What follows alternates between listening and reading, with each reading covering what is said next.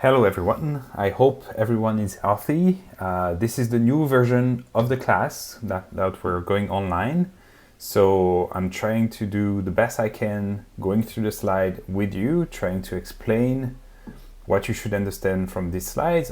I may have changed a little bit the slides that you're going to see right now, but of course for the exam it's only the lecture that you have on Brightspace that is going to matter. But this is going to help me hopefully make it a bit clearer for you guys. So in last class, we started using a different type of data that we called panel data. And what's really nice about this type of data is that because we're going to observe the same entity several times over time, then we're going to be able to control for these entity characteristics that are fixed over time. Then we said that we could use two methods to use this type of data and get us the results that we want, controlling for entity characteristics. The first one was a long difference, for which we would take two time periods. And more broadly, we would use the fixed effect regression that we could use for two or more time periods. These techniques are really nice because they're going to give you within entity variation over time, instead of using the cross section that we've been using up until class 16. Okay, and so an example that we took was the case of Chinese import competition over time, right around the time that China entered the WTO, on German firms, and specifically whether Chinese competition induced a faster technical change that we captured as the number of patents. So today we're going to continue with our German example, and we're going to think more about what else could go wrong. So we know that we got covered anything that is time invariant at the industry level in Germany. But what if patent application were also rising during the time period that we're looking at as a whole for some other reasons? Say, patents are usually going up because we're living in economies where, technology is higher and higher. And so maybe at the same time in Germany, firms were just filing more patents overall, irrespective of what was going on in China. So remember from class 16 that we can express the fixed effect model as deviation from means. Okay, so this would be the mean patent for industry I, and this would be the number of patents, or the log in our example, of patents that are used by industry I in year T. Same thing for the regressor, so that would be deviation from the mean import competition from China of industry I, and that's yearly import competition from China for industry I in year T. And note that this expression here means that everything in the error term that was fixed over time by industry is now no longer in the error term. So anything that may bias the result, that may fail to give you that expectation of X given U is 0, it would have now to change over time, would have to come from T. Okay? So specifically for each industry, we might see that over time, this term here is actually going up, okay? And this would be due to unobserved German-wide factors. Every year, the whole of Germany is filing more patents. That's not industry specific, but this old term, in that case, would go up, all right? And it turns out that if at the same time the Chinese import competition is going up, then this would be a source of omitted variable bias. It's actually a solution. So again, if you're afraid that both import Chinese competition is going up over time, irrespective of the industry you're in, and patent filings is going up over time, again, irrespective of the industry you're in, if this is what you're concerned about, then you're going to be able to control for that by using what we're going to call time fixed effects. These time fixed effects are going to take the form of a year fixed effect. And so each year is going to be accounted for such that if it is that with every extra year you're actually filing more patents, you're going to actually be able to control for that in your regression. And so you would not have to care about, again, an omitted variable bias that would be caused by something which is common across all industries and is evolving over time. So consider a model in which I dropped the industry fixed effect and I just included this time fixed effect, which in our example is going to be a year fixed effect. Okay? Then, just as before, you should think of this as a category which you could express in terms of a number of columns of dummy variables. So for the first year in your data set, you're going to have a column that is 1 if each row is in that year, and 0 otherwise, and so on for all the years that you have in your data set. Okay? Those we're going to call time fixed effect. They're really dummy variables the way you know them. Okay? And so this is equivalent of running this whole regression here. Note that we removed the constant, so I have all the years dummies as well as import competition in this regression. Now, if I pull together both time fixed effect and industry fixed effect, I'm going to get my full fixed effect regression model. Okay, so this is equivalent with having a set of dummy variables for industries and a set of dummy variables for years fixed effect, as well as my treatment variable here. All right, so note that the rules hasn't changed, okay? Where every time you're going to put all the dummy variables, you're going to care about not having multicollinearity. The way you do that is by either removing one of the variable in each category, so one of the variable in the industry series of dummies that you have, and one in the time fixed effect. Or as we do here, you can keep all the industry fixed effect, all the dummies, all of them, no omitted category, but you drop the constant and you're going to, in this case, drop the first year dummy, okay?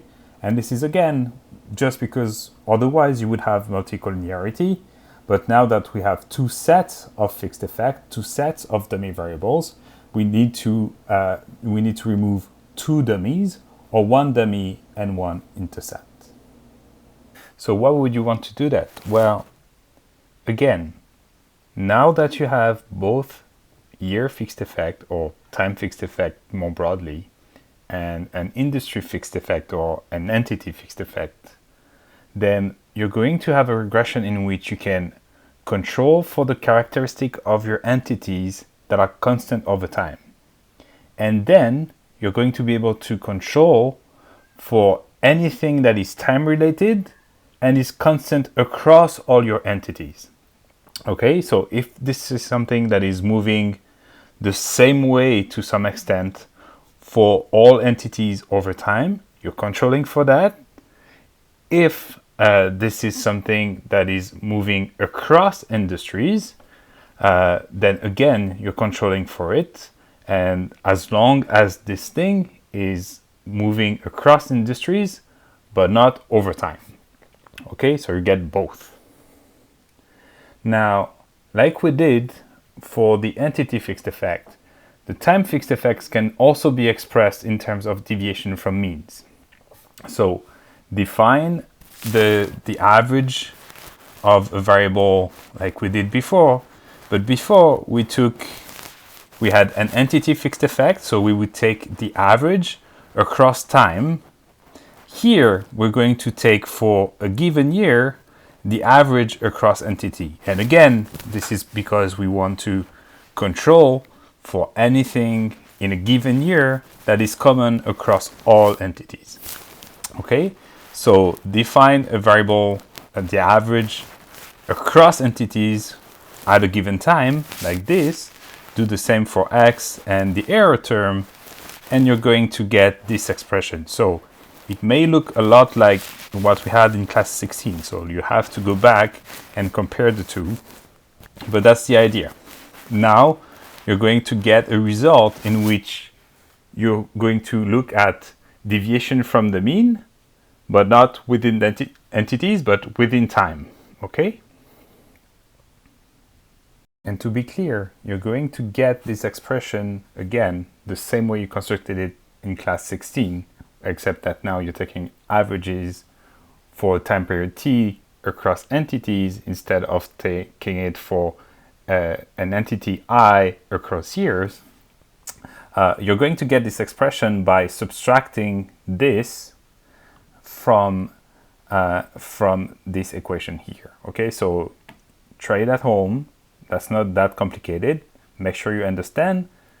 And then what you get in the end, and I cannot stress that enough, is you're going to get a beta 1 that is going to tell you the effect of x for which you're going to both control for industry, that is everything common to that industry over time, and year fixed effect, which is anything common across industries, irrespective of industries, for each given year.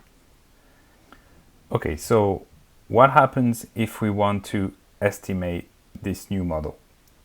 Well, first remember that what we had from last class was this. If you run the log of patent on Chinese import competition and fixed effect for industry, then you would say that 1 percentage point increase in Chinese import competition is associated with 1.2 percentage increase in patent. More on this and why you should say 1.2 and not 120% in just a second. But yeah, that's what you would say. Again, this includes only industry fixed effect and not your fixed effect. So here, you're controlling for anything within an industry that is not changing over time, but you're not accounting for the possibility that something is changing over time and that this something is common across all industries, okay? And this is the result if you do account for the possibility that actually every year, you know, maybe the number of patents that are filed are actually increasing over time. And actually now that you're controlling for years, they're appearing here. Now that you do that, actually you see that the coefficient is now much smaller and is not statistically significant. All right, so here's the sentence you would use in an exam. You would say controlling for both industry and year fixed effect, an increase in Chinese import penetration of 1 percentage point is on average associated with a 0.025% increase in patent application. At this stage, you may be thinking, wait a minute, why am I saying as Chinese import competition increases by 1, then I see a 2.5% increase in patent filed? And to understand that, let's look at what this Chinese import competition variable really is. So you have that in your lecture notes from class 16, but I want to make it clear. This is a variable that is a percentage share of import competition. The minimum this value takes in the whole of your data set is 0, but you can go up to 0.64%, okay? So what you get instead here is as this Chinese import competition goes up by 1, then you see a 2.5 increase in patent. But what this really means is this value is actually never reaching 1, okay? So you never have a 100% import competition here, okay? And so something we can do is create a new variable that I'm going to call China import competition 100, which is just 100 times this China import competition, all right? So if I summarize this new variable,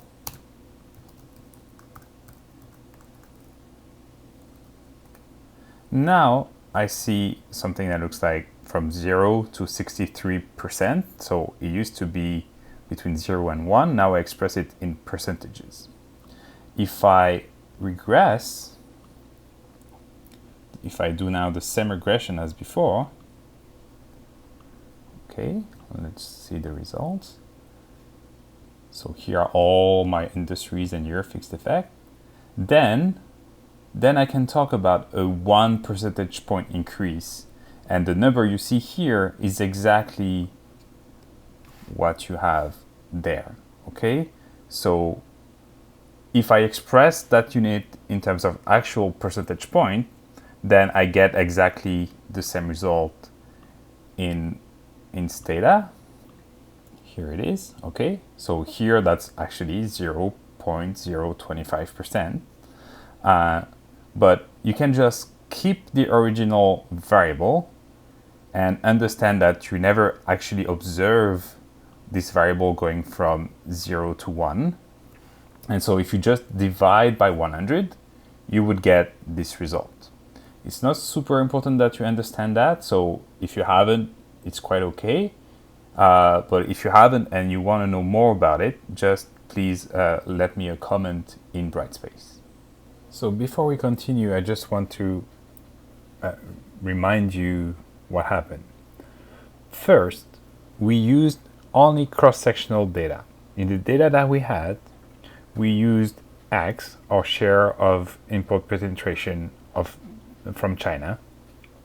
And for the year 2002, we regressed the log of patent on that variable. What it was telling us was that Chinese import competition had a negative impact on the percentage increase in patent application. Otherwise, what we were saying was that Chinese competition meant that German firms filed less patents. Then we said, wait a minute, we may have an omitted variable bias here. It may be that firms working in an industry where you need less patents, where technology is less important, may precisely be the industries that face the highest import competition from China. And it would be nice to be able to control for that. And that's when we introduced the idea of industry fixed effect. When we added industry fixed effect, what we found was this value. Okay, so now controlling for the fact that some industries may have more or less patents in general, and that's what define their own industries. But so by not relying only on cross-sectional data, then we said, well, this seems to be the opposite effect. It seems that firms that had a higher import competition from China are actually tending to increase the number of patents that they are filing. Now that we have also year fixed effect, our effect is now basically 0. And this is because, as we said, by just controlling for industry fixed effect, you may have still another omitted variable bias. And this one would be the fact that over time, firms in general in Germany, irrespective of their industry, are actually filing more and more patents over time. This would be correlated with Chinese import competition and therefore represent an omitted variable bias. And this result right here is suggesting just that. It's suggesting the fact that, well, if you're controlling now for year fixed effect, that is, again, all years, the average of all years common across all industries, now your effect is essentially 0. So I hope that this part is clear enough, that you now understand the difference between an entity, or in our example, industry fixed effect, and a year fixed effect. Again, you really want to be careful about the type of average across dimension that you're taking, okay? And so one last time, An industry fixed effect is going to allow you to control for everything which is within that industry and is never changing over time, while a time fixed effect is going to tell you something about being common for all industry in a given year.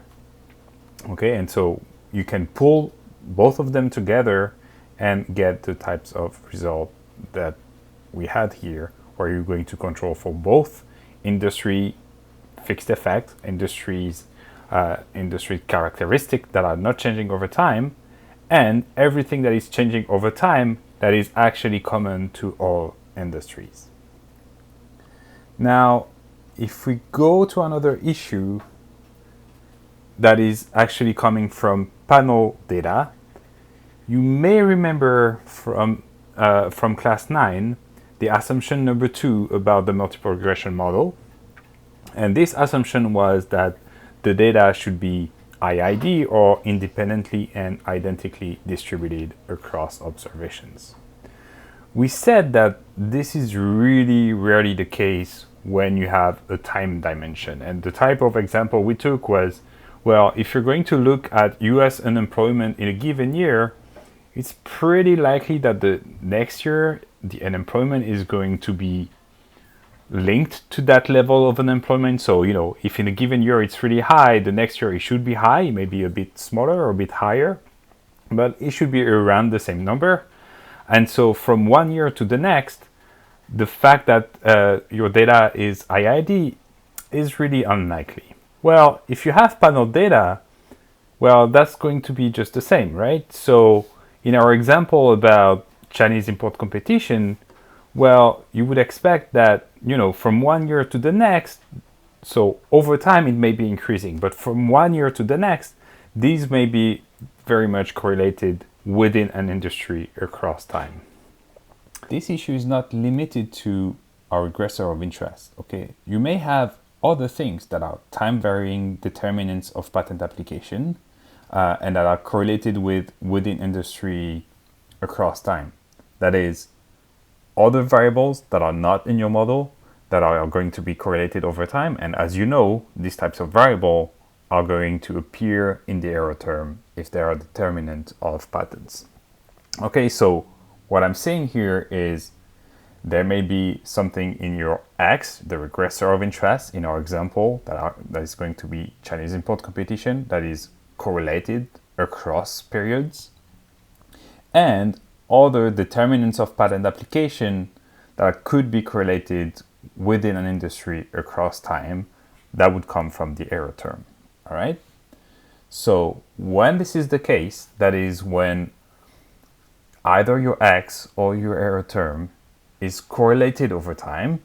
Okay, so take any t, any time period from your data set. If it's correlated, if the period t-1 is correlated with the period t, same for the error term. Over time, then we're going to talk about autocorrelation. We're going to say that the data is autocorrelated or serially correlated.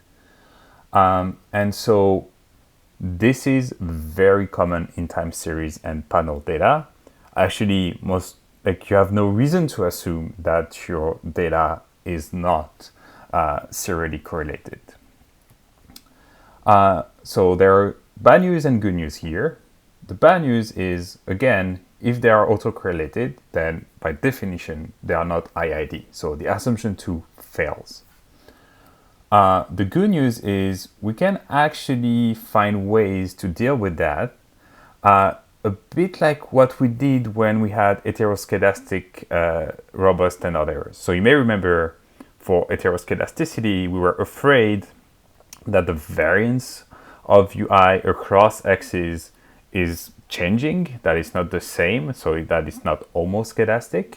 And we said, well, what we could do is instead use the heteroscedastic robust standard errors formula, and then we would get the consistency of beta hat 1. Well, we're going to do something like this, but not the same thing. And we're going to use heteroscedastic and autocorrelation consistent standard errors, or HAC standard errors. And these are going to be valid even if the error terms are correlated. Again, the error terms are correlated if from one period to the next, you see that the correlation is not zero, okay? So the specific HAC standard errors that we're going to look at in this course. So you may have other ways of dealing with autocorrelation, but the one we're going to see in this class is called clustered standard errors, okay? And so the idea here is that within a cluster, you may be correlated, but the error terms are uncorrelated across clusters. So if I cluster at an industry level, within that industry, the correlation of patents from one year to the next, of Chinese import competition from one year to the next, or other determinants in the error term within that industry are, yes, going to be correlated, but hopefully across industries they are not, okay? If this is the case, then you're going to be able to use clustered standard errors. As a researcher, you must define the level of aggregation at which you think this assumption is satisfied. So there's not an obvious rule that says here is exactly at which level you should cluster. What we do usually is we are going to use the entity at which we think the treatment is actually occurring. Okay, so for our panel data, we're going to cluster at the entity level because we think that this is within that industry that the shock is happening, and so we should care about correlation over time within that industry. But if you had a panel data for which you have other types of information, say you want to categorize these small industries so they are very precise to broader groups of industry that captures many smaller industries, then you could cluster at this level that is a bit higher. Okay, so you could cluster at different levels. Here with the data that we have, the one that is kind of obvious is the industry level. And again, this is because we think that the competition from China or any determinant of patent application within an industry is going to be correlated over time, but hopefully it's not correlated across industries over time. So when using clustered standard errors, it is very often the case that your standard errors are going to increase. So as compared to using, say, robust standard errors. And so we're going to explain why in a bit. But so usually when using clustered standard errors, you're going to say that you're more conservative. Why are you going to be conservative? Well, if clustered standard errors means that your standard errors are going up, then you are less likely to reject the null. You are less likely to say you found a significant effect of X on Y. Okay, so clustering standard errors is usually seen as a way for you to be more conservative and not claiming that you found the effect of any X on Y when the true effect is zero. Okay, so in the Mostly Harmless Econometrics, which is a great book, but probably more for graduate level, but if you're into it, I really encourage you to read that book. They use this haiku that says, T-stat looks too good, that is, oh, I found X having a significant effect on Y. You try cluster standard errors, significance gone. Again, this is coming from the fact that clustered standard errors tend to be more conservative in the sense that they're going to usually yield higher standard errors.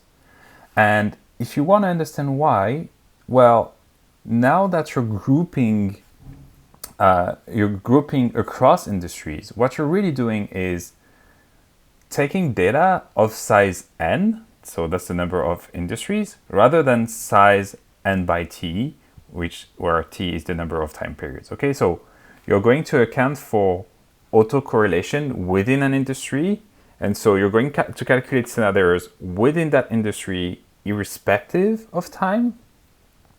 And so you may remember from the first classes and from midterm one actually, that your standard errors are actually decreasing when n is increasing, okay? And so if instead of dividing your formula for standard errors by n times t, you divide them by n, then by definition, almost, and everything else being constant, what you're going to do is increase your standard errors. And so again, you would be less likely to reject the null hypothesis, or you would be less likely to say that the effect that you found is statistically significant. When we try clustered standard errors in our data set though, in this very case, the standard errors is slightly smaller. Well, that can happen, but the rule of thumb is still good. The rule of thumb I just told you is still good. It's just that sometimes, given the data that you have, you may see that cluster standard errors are actually going down, although note that it's not by a lot. All right, so about the assumption about fixed effect. So if you cluster standard errors, then you can relax assumption 2, okay? So the same way we had this assumption about homoscedasticity for beta OLS to be blue, we said, okay, let's relax this assumption. Let's assume that it's never true, and instead use homoscedastic robust standard errors. Well, in this case, when using panel data, you can do the same thing basically, and just assume that assumption 2 is not satisfied and use the cluster standard errors instead. So if you do this, then you only need that your data is IID across entities. So entity here is going to be the level at which you're clustering, rather than across observations, all observations, all right? Now, note that we also had the assumption 1, which was expectation of ui given xi is 0. In the panel data case, it means that the expectation of uit given all xi's for all t's, so a given xi but for all t's, now needs to be created. That still has the same interpretation of no omitted variable bias, but you know, it may be a bit of a stronger assumption. So panel data has very nice properties, but you know, this assumption may be a bit more likely to fail because again, you want expectation of ui given xi to be 0 across all t's for that given that given entity. So let me finish by giving you another example of a very nice use of fixed effect. So sometimes economists are going to say they're using fixed effect even though they're using cross-sectional data. But they're still going to use some fixed effect. And so let's go back to our probably favorite example in this class, which is the impact of schooling on wages, okay? And so say that you observe perfect twins, or even just twins. Why would that be nice for you if you want to look at the effect of schooling on wages? Well, like if you're worried about a lot of omitted variable bias, remember that what a fixed effect is going to give you is comparison with means from a given entity, from where you get your fixed effect. So if you have a twin fixed effect, it means that for each pair of twins, you're going to have a fixed effect for the both of them. What this really says is you're going to look at the impact of schooling on wages within these twins. And so now what you do is you control for anything that is time invariant for both those twins. And if it turns out that their schooling is different for whatever reasons, you can still hold fixed a lot of things. So remember how we talked about socioeconomic status of the parent? Well, that would be in there, okay? So twins come from the same family. So they have the same access to, you know, socioeconomic status of their parents. Actually, anything you can think about that is time invariant is going to be in there. So twins share the same DNA. So if you think that, you know, even for different levels of schooling, DNA is going to matter, or say better DNA means that you're going to both have extra schooling and better wages later in life. Well, that's in there too. Okay, so if you have twin fixed effect, you're going to be able to control for all those time invariant things.